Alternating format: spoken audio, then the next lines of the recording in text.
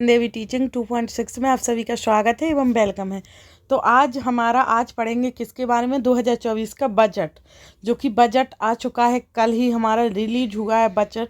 उसके बारे में आज हम पढ़ेंगे कि किसको क्या मिला है, किसको क्या नहीं मिला है, किस में ज़्यादा भाव हो गए किसका, और किसकी खरीदारी कम होगी, उसके सभी के बारे में आज हम पढ़ेंगे डिटेल्स में। जैसे नौकरी पैसा में किसको क्या मिला किसको नहीं, और किसान को क्या मिला और नहीं, और महिला बुजुर्ग को क्या मिला और नहीं, व्यापारी और जैसे कि स्टूडेंट को क्या मिलेगा क्या नहीं, हेल्थ, रियल स्टेटस, ऑटोमोबाइल्स, इस सभी के बारे में पढ़ेंगे कि किसको क्या मिला और किसको क्या नहीं मिला बजट में। बजट हम आज पढ़ेंगे 2024 के बजट के लिए पूरा डिटेल्स में।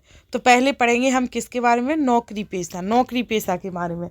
तो इनकम टैक्स और कॉर्पोरेट टैक्स स्लैब में कोई बदलाव नहीं, यानी इनकम टैक्स और कॉर्पोरेट टैक्स में कोई बदलाव नहीं हुआ है ना। और नई टैक्स रिजीम चुनने पर पहले की तरह है 3 लाख रुपए तक टैक्स नहीं देना होगा। जो पहले 3 लाख रुपए का टैक्स दिया जाता था उसको नहीं देना होगा नई टैक्स रिजीम चुनने पर, है ना। और इनकम टैक्स एक्ट के सेक्शन 87A के तहत सैलरीड पर्सन को 7.5 लाख रुपए तक की छूट होगी, और अन्य लोग 7 लाख तक की इनकम पर टैक्स छूट पा सकते हैं। और नए फार्म 26A से टैक्स फाइल करना आसान हुआ, एवं 2013 से 2014 में 93 दिनों की बजाय अब 10 दिन में रिफंड है ना मिलेगा, है ना। और फिर पढ़ेंगे रियल स्टेटस के बारे में, इनको क्या मिला। तो इनको देखते हैं क्या मिला। तो सरकार मिडिल क्लास के लिए आवास योजना लाएगी। जो मिडिल क्लास की फैमिली थी उसके लिए सरकार आवास योजना लाएगी, और अगले 5 साल में 2 करोड़ घर बनाए जाएंगे। पीएम आवास के तहत 3 करोड़ घर बनाए, और इनमें 2 करोड़ आवास अगले 5 वर्ष में बनने जा रहे हैं। और इंफ्रास्ट्रक्चर में 11% ज़्यादा खर्च किया जाएगा, है ना। और किराए के घर बस्ती अनियमित घरों में रहने वालों के पास नया घर खरीदने या बनाने का मौका रहेगा। यानी यही समझो पूरा कि रियल स्टेटस में जिसके पास घर झोपड़ी कुछ भी नहीं है उसको आवास मिलेगा, उसको रहने के लिए घर मिलेगा और बनवाया जाएगा। फिर है ऑटोमोबाइल्स के बारे में। तो इसके बारे में पढ़ते हैं हम। 3 नए रेलवे कॉरिडोर ऊर्जा खनिज और सीमेंट के लिए बनाए जाएंगे, और पीएम गति शक्ति योजना में काम तेज किया जाएगा। माला भांडा परियोजना को भी विकसित किया जाएगा, और 40,000 नॉर्मल रेल डिब्बों को वंदे भारत में बदला जाएगा, है ना। और आगे देखते हैं हम। विमानन कंपनियां 1,000 विमानों का ऑर्डर देकर आगे बढ़ रही हैं, और बायोफ्यूल के लिए समर्पित योजना लाए। पब्लिक ट्रांसपोर्ट के लिए ई वाहन उपलब्ध कराए जाएंगे। रेलवे समुद्र मार्ग को भी जोड़ने पर जोर रहेगा। टीयर टू और टीयर 3 शहरों को हवाई मार्ग से जोड़ा जाएगा। इस प्रकार की चीज़ें मिलेंगी इन लोगों को। और ई व्हीकल की चार्जिंग के लिए बड़े पैमाने पर इंस्टॉलेशन भी होंगे। और व्यापारी को क्या मिला, देखते हैं व्यापारी के बारे में। तो ब्लू इकोनॉमी 2.0 के तहत नई योजना शुरू की जाएगी। 1 लाख करोड़ रुपए का ब्याज मुफ्त या कम ब्याज दर पर मिलेगा, और 75,000 करोड़ का लोन ब्याज मुक्त दिया गया। राइट, अच्छा, ये तो 75,000 करोड़ का लोन ब्याज मुक्त दिया जाएगा व्यापारियों को। और स्टूडेंट को मोस्ट इम्पोर्टेंट क्या मिलेगा, तो स्टूडेंट को स्किल इंडिया मिशन में 1.4 करोड़ युवाओं को ट्रेंड किया जाएगा, और 3,000 नए ITI बनाए गए, और 54 लाख युवाओं को प्रशिक्षित किया गया। ये सब क्या बताया जा रहा है कि जो हमारा 1 जनवरी से 31 दिसंबर तक का पूरा डेटा बताया गया है, और आगे क्या मिलेगा ये सब पूरा बजट आ गया है। और हेल्थ, सरकार सर्वाइकल कैंसर के वैक्सीनेशन पर ध्यान देगी। मातृ और शिशु देखरेख की योजनाओं को व्यापक कार्यक्रम के अंतर्गत लाया गया है। तो ये हेल्थ में मिलेगा। और किसानों को क्या मिलेगा, तो किसानों को मनरेगा के लिए 86,000 करोड़ का बजट।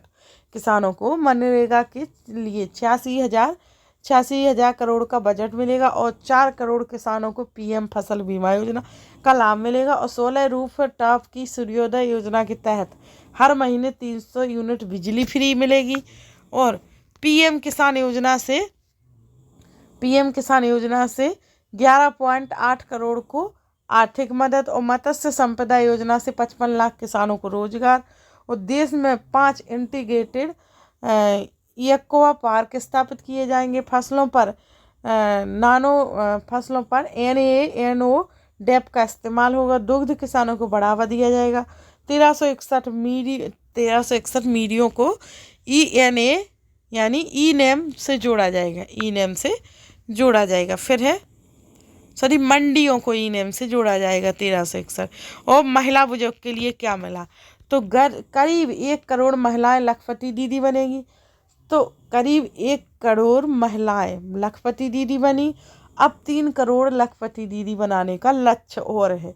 और 9 से 14 साल की लड़कियों के टीकाकरण पर ध्यान दिया जाएगा। और सभी आशा और आंगनवाड़ी कर्मियों को आयुष्मान भारत के दायरे में लाया जाएगा। फिर है इस बार बजट में कुछ सस्ता या महंगा तो नहीं हुआ। ऐसा क्यों? इसलिए क्योंकि 2017 में जो लागू किए गए GST के बाद बजट में केवल कस्टम ड्यूटी, एक्साइज ड्यूटी को बढ़ाया या घटाया जाता है, जिसका असर गिनी चुनी चीज़ों पर ही पड़ता है, ज़्यादा तो नहीं। इस बार इतना ज़्यादा नहीं, ज़्यादा खर्चा ना ज़्यादा महंगाई, दोनों बराबर ही। तो इस बार सरकार ने कस्टम ड्यूटी या एक्साइज ड्यूटी में कोई भी बदलाव नहीं किया है। ऐसे में यहाँ हम बीते 1 साल में आम ज़रूरत की चीज़ों के दाम कितने बढ़े या घटे उसके बारे में बता सकते हैं, राइट, बता ही सकते हैं, क्योंकि ज़्यादा तो नहीं फ़र्क पड़ा है इस बार। तुअर दाल 110 रुपये से बढ़कर 154 रुपये किलो पर पहुँची। तुअर दाल 110 से 154 किलो पर पहुँची, 54 रुपये किलो पर पहुँची। और वहीं चावल 37 रुपये से बढ़कर 43 रुपये प्रति किलोग्राम पर पहुंची। तो इन दोनों में इतने दाम का फर्क हुआ है कि पहली है 110 से 54 तक और दूसरी है चावल है 37 से 43 पर पहुंचा। इसी तरह रोजाना उपयोग होने वाले सामान जैसे दूध, शक्कर, टमाटर, प्याज के दाम भी बढ़े। हालांकि गैस सिलेंडर सहित कई अन्य चीज़ों के दाम में गिरावट भी देखने को मिली है। जैसे अब देखते हैं home loan SBI home loan की ब्याज दर।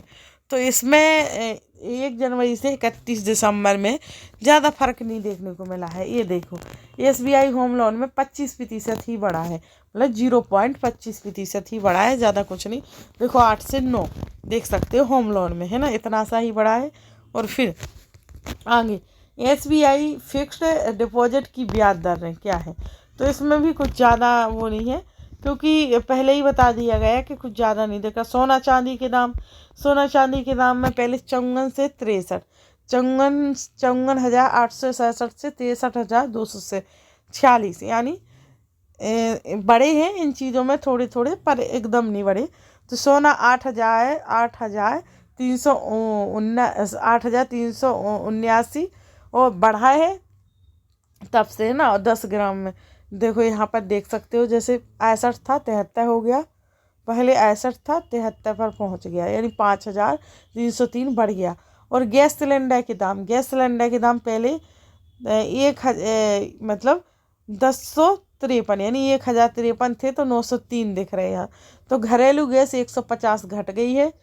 और कमर्शियल गैस जैसे कि देखो 1,769 से 1,757 यानी घटी है। आलू, प्याज और टमाटर के दाम बढ़े हैं क्योंकि पहले 23 था, अब 33 हो गया है ना।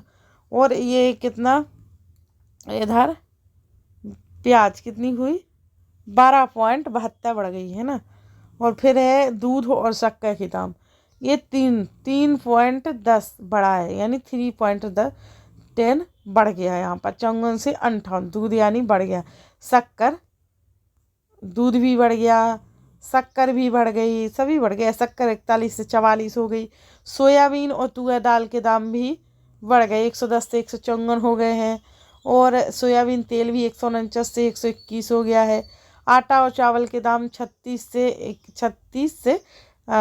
से ये कम। आटा और चावल है ये कम, ये इतने ज़्यादा नहीं बढ़े, पर 0.21 बढ़ गया, ज़्यादा तो नहीं बढ़ा ये। और चावल में भी थोड़ा बढ़ गया। जैसे कुछ कुछ चीज़ें हैं जो बढ़ गई हैं, बाकी ज़्यादा उसमें फ़र्क नहीं पड़ा है अभी के फ़िलहाल के बजट में। तो इस प्रकार से हमारा इस बार का बजट आया है, और गिने चुने जितने मोस्ट इम्पोर्टेंट हैं वो बता दिए गए, जो एग्ज़ामों से रिलेटेड हैं, आ जाते हैं, पूछ लिए जाते हैं एग्ज़ामों में। तो आपको इतना तो रहेगा ही कम से कम, इसमें इतना तो एक नॉलेज बनता ही है कि हमारा थोड़ा आइडिया भी हो जाएगा इन इन चीज़ों में बढ़े हैं दाम, इन इन चीज़ों में घटे हैं। जैसे कि यहाँ बताया भी था, दाल और चावल इनमें भी बढ़ गए हैं दाम, और गैस सिलेंडर हुआ, इन चीज़ों में थोड़े कम हो गए हैं दाम। तो इस प्रकार से आज के बजट का ये ब्यौरा मैंने आपको दे दिया 2024 का। तो आप अच्छे से देख सकते हो, इसमें वीडियो में अच्छे से देख लीजिए, और जिससे पॉइंट बाई पॉइंट लिखना हो तो लिख सकते हो, पढ़ सकते हो। और जिसने चैनल को लाइक सब्सक्राइब नहीं किया वो कर दीजिए, क्योंकि बहुत ऐसी अपडेट भी आ रही, C TET paper, MP TET, इनकी भी तैयारी इस पर कराई जा रही है। तो चैनल को लाइक सब्सक्राइब जरूर कर लीजिएगा। Thanks for watching video.